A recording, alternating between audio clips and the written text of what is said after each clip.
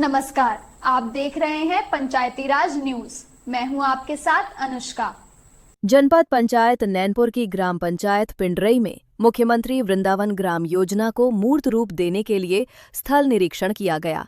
निरीक्षण के दौरान सहायक यंत्री विशाल धुर्वे, जिला समन्वयक नाजिम खान तथा उप सरपंच जितेंद्र सिंह राजपूत उपस्थित रहे। अधिकारियों ने बताया कि मंडला जिला के 3 विकास खंडों की ग्राम पंचायतों का चयन किया गया है, जिसमें प्राथमिकता के साथ पिंडरई ग्राम को शामिल किया गया है। ग्रामीणों की उपस्थिति में कार्य योजना तैयार कर पूरे गांव का निरीक्षण एवं प्रस्तावित कार्यों का सत्यापन किया गया, जिसे आगे मध्य प्रदेश शासन को भेजा जाएगा। योजना के तहत गांवों को आत्मनिर्भर और आदर्श बनाने के लिए गौशाला, सड़क, सोलर लाइट, स्वास्थ्य केंद्र, जल संरक्षण, जैविक खेती और आधारभूत सुविधाओं के विकास सहित विभिन्न कार्य किए जाएंगे। अधिकारियों ने बताया कि जनभागीदारी से योजना का क्रियान्वयन कर ग्रामीण अर्थव्यवस्था को सशक्त बनाने और रोजगार के अवसर बढ़ाने का लक्ष्य रखा गया है। इस दौरान पंचायती राज न्यूज के जिला ब्यूरो चीफ संत कुमार ठाकुर को भी योजना की जानकारी दी गई। सर, पंचायती राज न्यूज में आपका बहुत बहुत स्वागत है जी। क्योंकि अपन ग्राम पंचायत पिंडरई में खड़े हुए हैं जी। इस योजना को लेकर अपना क्या चल रहा है, क्या प्रयास है कि इसमें लोगों को क्या फ़ायदा होगा? आप सभी का नमस्कार जी। मेरा नाम मोहम्मद नाजिम है। मैं राष्ट्रीय ग्राम स्वराज अभियान से जिला समन्वयक जिला पंचायत में पदस्थ हूँ। यहाँ हम जो है मुख्य तौर पर मुख्यमंत्री वृंदावन योजना के तहत जो पिंडरई ग्राम पंचायत जिसका चयन किया गया है, जो मॉडल ग्राम पंचायत के रूप में इसको विकसित करना है। सबसे पहले जो मुख्यमंत्री वृंदावन योजना है उसके तहत यहाँ पे जो गौशाला का जो निर्माण होना है, प्राथमिक काम जो है हम उसको देखने के लिए आए, किस तरह का काम यहाँ पे किया जाएगा, ज़मीन की क्या व्यवस्था है, यहाँ पे कितने स्क्वायर फीट में एरिया फैला हुआ है, कितनी ज़मीन में जो है गौशाला का निर्माण होगा, कहाँ पर गायों का रखरखाव होगा, पानी की व्यवस्था क्या होगी, ये सारी चीज़ों पे हम भ्रमण करके जो है जानकारी एकत्रित कर रहे हैं यहाँ से। और साथ ही ग्राम पंचायत से उप सरपंच हमारे मौजूद हैं यहाँ पे जी जी जी। और इसी के साथ साथ हमारे साथ यही हैं जी जनपद पंचायत से जी। तो आप सभी के जो सहयोग से विशेष तौर पे जो है हम जो है इस ग्राम को मॉडल पंचायत रूप में विकसित करना चाहते हैं।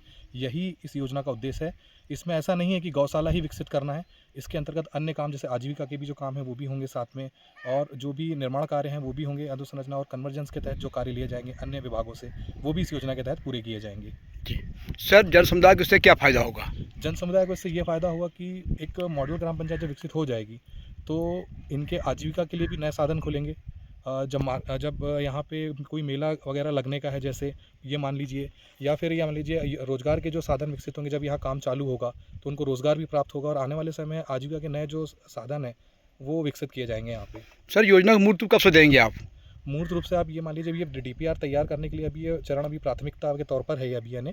इसके बाद ये मान लीजिए अन्य भी प्रोसेस अभी होंगी, इसके बाद 2 या 3 प्रोसेस होंगी। उसके बाद ये जब कंप्लीट हो जाएगा उसके बाद ये मान लीजिए 1 महीने के अंदर में स्टार्ट हो जाएगा जी। सर, ग्राम पंचायत में चौपाल आयोजित की गई थी जी। चौपाल के पीछे मकसद क्या था? चौपाल बुलाने का मकसद ये था कि इसमें स्वयं समूह की महिलाएं, आंगनवाड़ी कार्यकर्ताएं जो थीं वो थीं, ग्राम पंचायत सचिव सरपंच उपस्थित थे, संबंधित विभागों के अधिकारीगण उपस्थित थे। तो सभी का सामूहिक जन भागीदारी को बुला करके उनकी जो समस्याएं हैं वो, और मुख्यमंत्री वृंदावन योजना के तहत जो कार्य किए जाने हैं उसमें उनका एक व्यापक प्रस्ताव जो है वो लिया जा रहा है, ताकि उस योजना में वो कार्य हो पाए। जनमत लेके जी, जनमत लेकर के कार्य वो हो पाए जी। सर, मतलब शासन मास जन समुदाय की सहभागिता से कार्यक्रम आगे बढ़ेगा, शासन की भागीदारी। सर, धुर्वे साहब, आपका चूँकि पंचायत पिंडरई आपकी है, चूँकि आप लगातार इस क्षेत्र में आपका सतत संपर्क रहता है, इस योजना के पीछे आपका क्या मकसद है?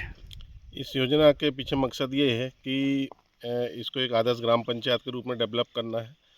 इसके साथ ही गौशाला, चारागाह, तालाब, CC रोड, नाली, कई अधोसंरचना के काम इसमें होना है, कई विभागों के काम इसमें होना है। उसके लिए आज सुबह यहाँ पे चौपाल कार्यक्रम आयोजित किया था।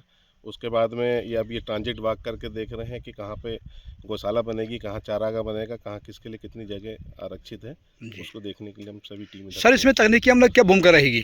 तकनीकी जो भी निर्माण कार्य होंगे उसमें पूरी तकनीकी अमला की पूरी भूमिका रहेगी जी। अच्छा, निर्माण कार्य क्या होंगे, कैसे होंगे, इसमें थोड़ा बताएंगे आप?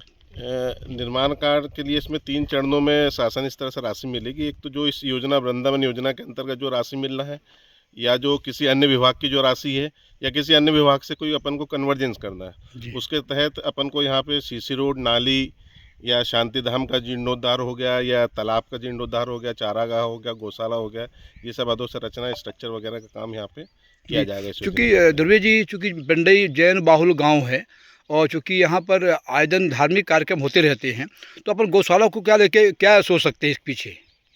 नहीं, निश्चित ही ये गौ सेवा तो सभी का धर्म है एक प्रकार से, और शासन की भी एक अच्छी योजना है ये कि जो आवारा पशु हैं, जो इधर उधर जानवर रोडों में बैठे रहते हैं, तो ये गौशाला के माध्यम से कम उनका देख रेख और पालन पोषण हो पाएगा अच्छी तरीके से। चूँकि जितेंद्र राजपूत जी, आप चूँकि पंचायत के उप सरपंच हैं, इस योजना के पीछे आपका क्या उद्देश्य है?